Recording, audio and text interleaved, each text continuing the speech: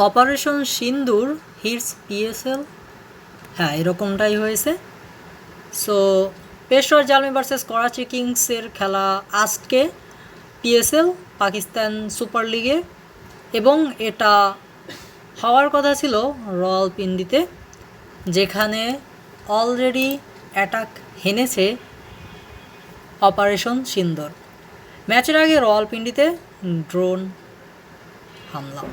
So so নিউজটা করার যে কারণ তা হল যে পেশোয়ার জালমির হয়ে খেলতেছে নাহিদ রানা, যে কিনা আজকে অবশ্যই তিনি রয়েছেন। তবে পিএসএলে কর্তৃপক্ষ তারা পিসিবি কর্তৃপক্ষ তারা বিদেশি যে প্লেয়ার রয়েছে তাদের নিয়ে বেশ সাবধানতাভাবেই কাজ করে যাচ্ছেন যতটুকু জানা গেছে, এবং তাদেরকে প্রাইভেটলিভাবেই মানে একদমই সেফলিভাবে রাখার ট্রাই করতেছে, এটাই জানা গেল।